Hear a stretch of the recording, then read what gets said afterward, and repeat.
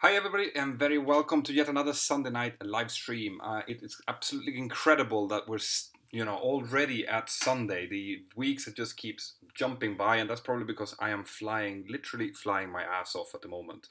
Let's see who we have here. We've got every type of video who is a new moderator, so make sure that you behave yourselves.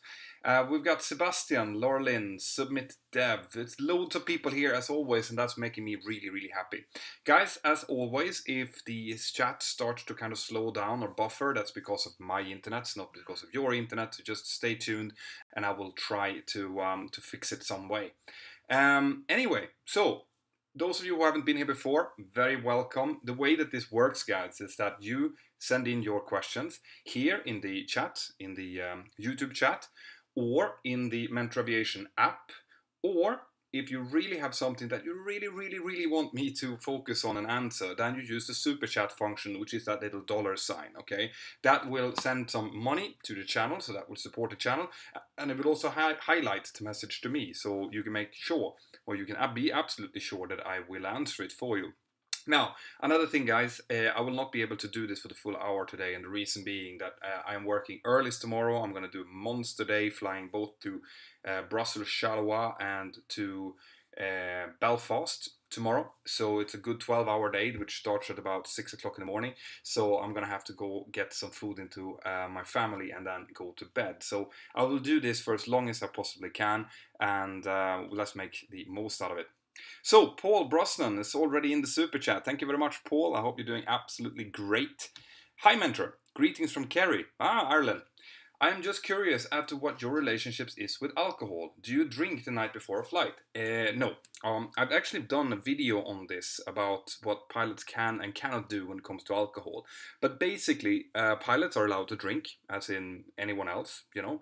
But we cannot drink the day before. All right, it's something called 8 hours from bottle to throttle, okay? And the way that that should be interpreted is that you should be able to drive a car 8 hours prior to a flight. So that means basically that, yeah, you can possibly have a beer to lunch the day before or something like that, but that would be the absolute maximum. So yeah, I do enjoy a glass of wine or a beer with friends and stuff, but I normally keep that to my off days. Both because I don't really take alcohol very well. I get, bad, as in I'm not, I feel bad. And so I can only drink a few beers, and that'll be it. So I keep it a very low profile. But the most important thing is that make sure that you have at least 8 hours of being able to drive a car before you get yourself into the cockpit. And that kind of makes sense, guys. Like you're going to be in charge of hundreds of people's lives, so you don't really want to feel the effects of alcohol. Even being hungover, even if you don't have any alcohol left in the body, is going to be a really bad feeling when you have like families, children, your friends, your own family, loads of other people's families behind you. You should be at your absolute best. So it goes without saying that keeping yourself away from alcohol and drugs is really important. All right. So, Connor Morse, thank you very much. There was no question to that one, so I will just take that as a donation to the channel. Thank you. It's really appreciated. Same with Juan Coronado. Thank you very much for your support. Right, so let's see. There are some questions here in the normal chat. Are husband and wife pilots allowed in the cockpit? Yep, they are. There are actually a lot of examples of people flying. Now, there are some airlines that frown upon it. There's some airlines that do not allow that, but you've probably read in the press, I think it was just a few months ago, that there was a problem with a husband and wife having a fight in the cockpit, which is not good, of course. But I do know of several couples actually that are flying together without any kind of problem. So if your airline allows it, it's not a problem. Right, so super chat here. Biswadip Baro, is tail strike going to be a problem on the 737 MAX 10? Well, tail strikes are always a problem, but I think it's going to be less of a problem on the MAX 10 than it was on the 737 800 and 900, because they've actually extended the landing gear a bit.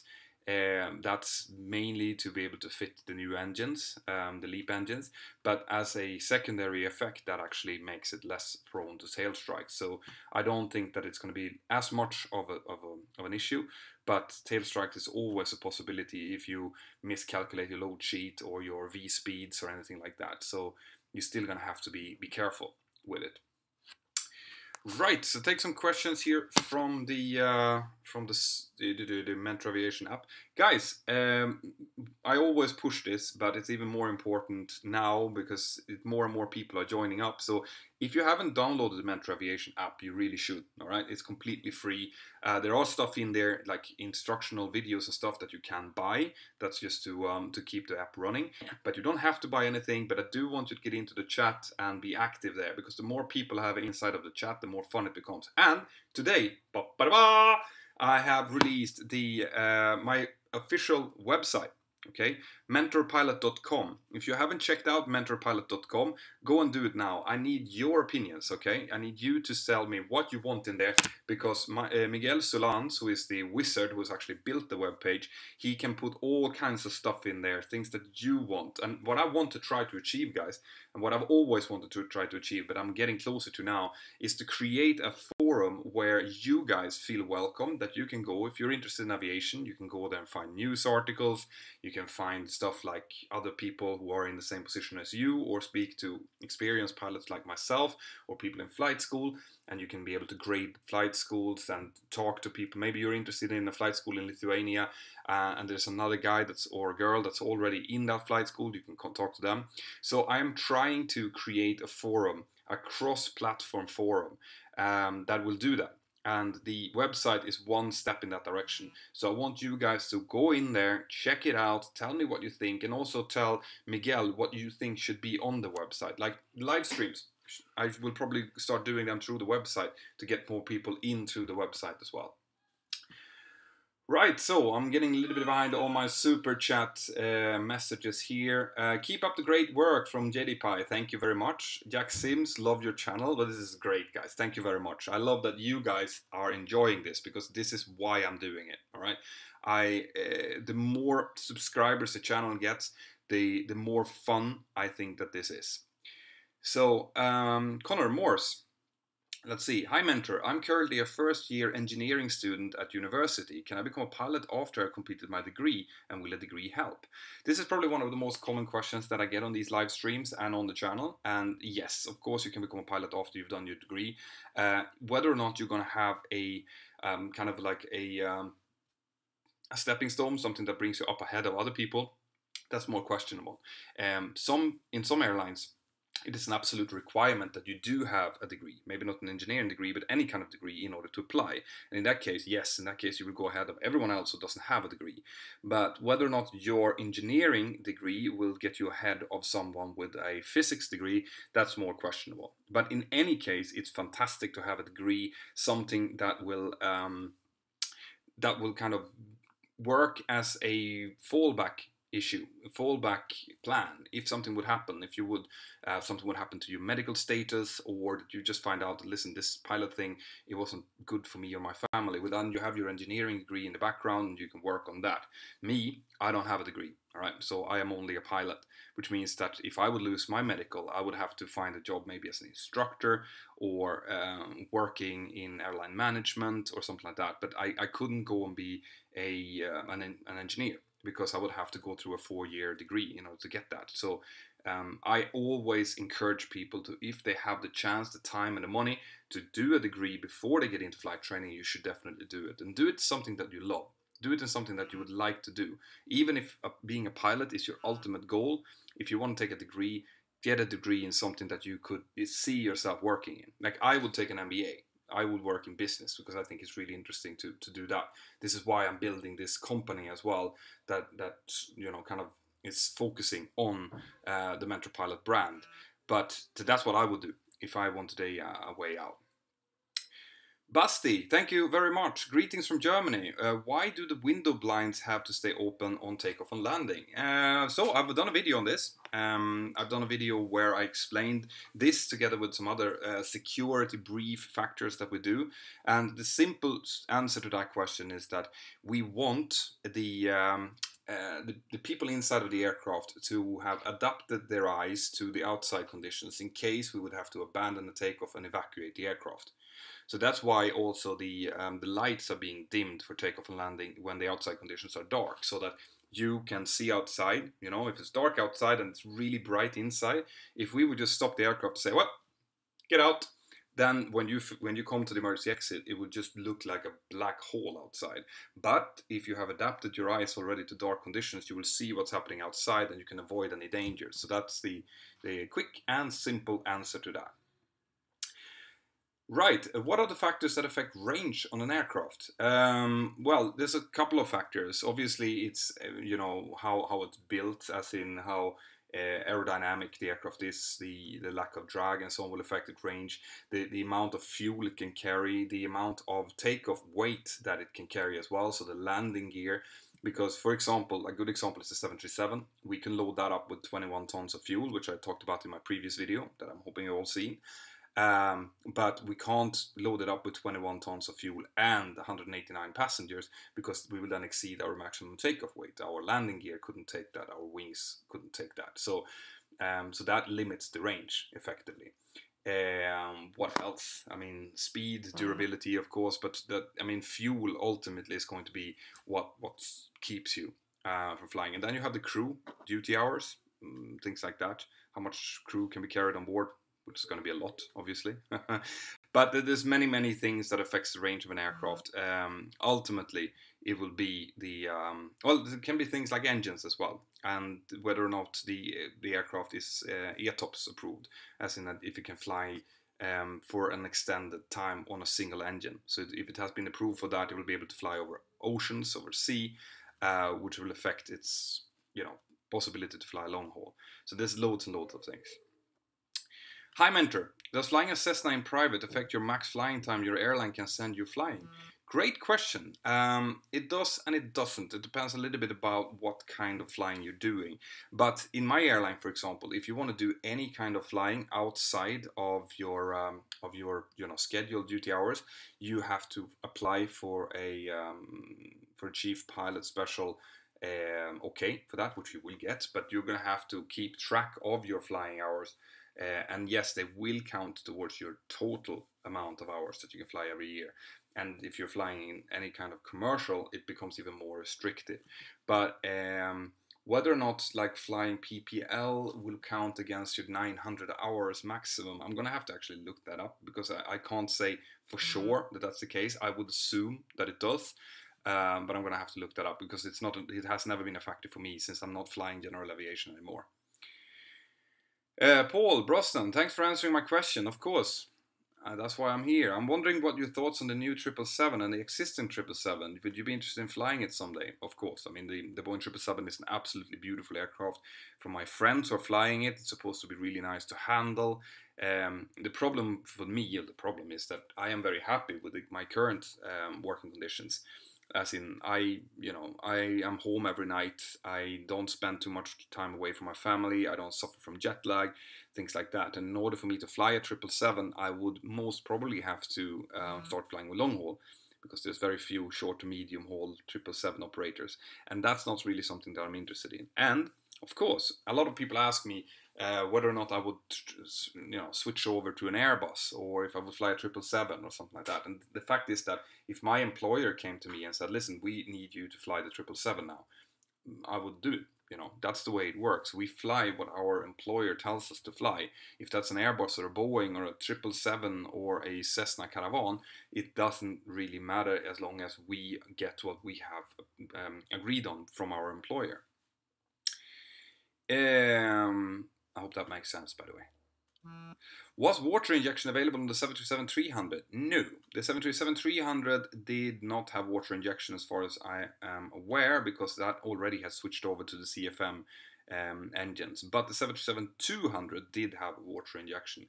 That's a system where you could get extra thrust by actually injecting water into the engine while you were taking off, for example, and that increased the amount of mass that was pushed out by the engine, which increased the thrust. Okay, it might sound incredible now, and I'm not 100% sure about how it worked, because I wasn't type rated on the 200, but that's how it got explained to me. But as far as I know, the water injection was not available on the 300 now.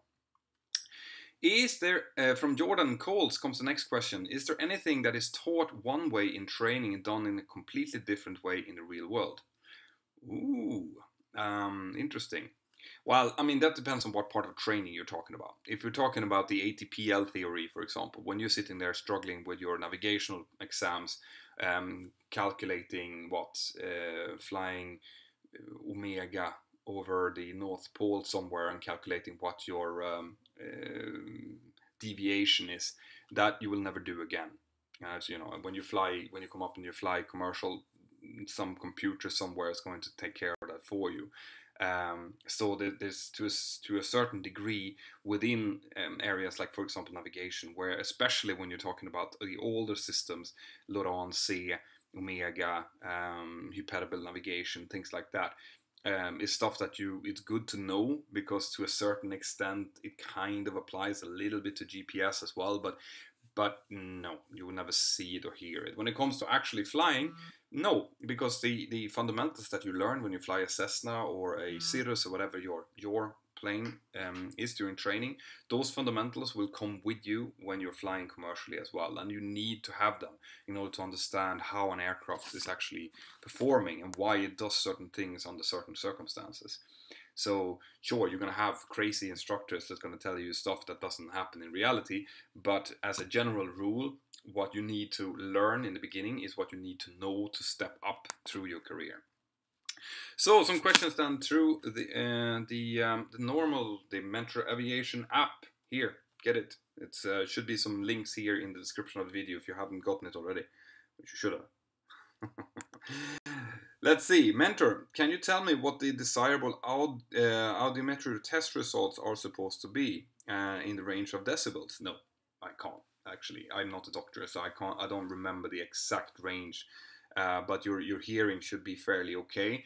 I've gotten questions of whether or not you can use a hearing aid, and once again, when it comes to all of these medical questions, guys, I don't know exactly what the specific telemetry is.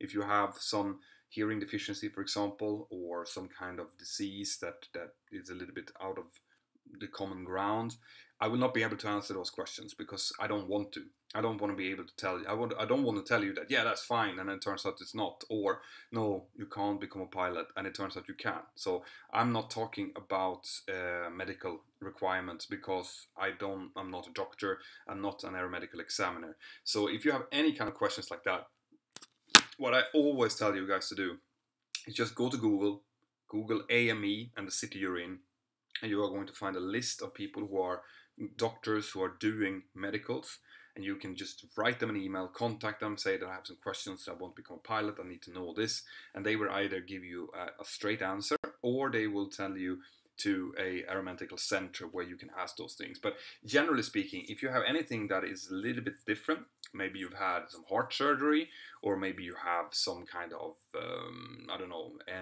motoric issue or something like that, whenever that is the case, it's likely that no single doctor is going to be able to tell you that, yeah, this is it. They are going to do a test on you, and they're going to check your medical, going to go through the books, and they're going to do a special examination of you and that condition to see if it is applicable, if you can become a pilot with that. And this is why you can't get straight answers out of normal pilots like me. Right, on the super chat again. Hi Mentor, are the new engines more like turboprops? No, they're not. The new engines, if you're talking about the LEAP engines and stuff, you mean that they're bigger, as in the fans are bigger, but they do not operate like turboprops, not at all.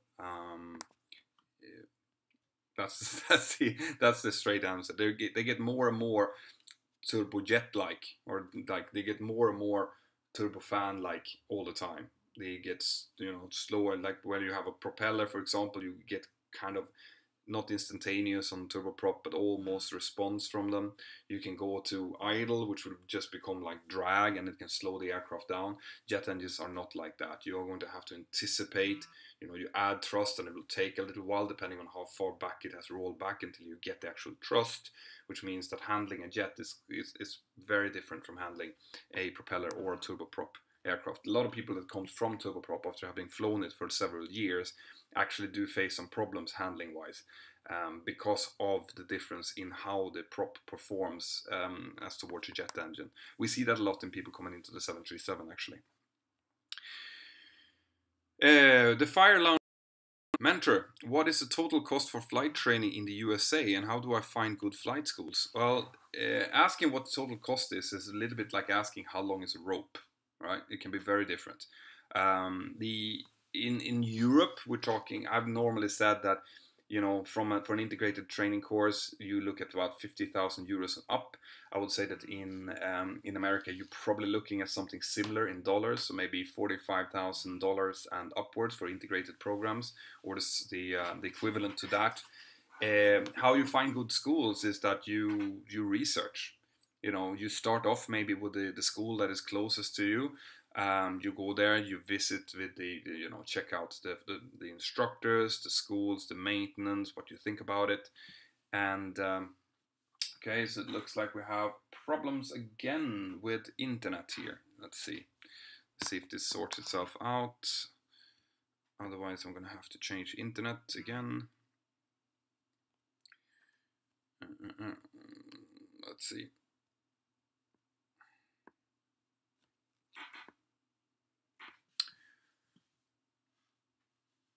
Right, guys, it looks like I have some internet difficulties here again. We'll see if I can fix this some way.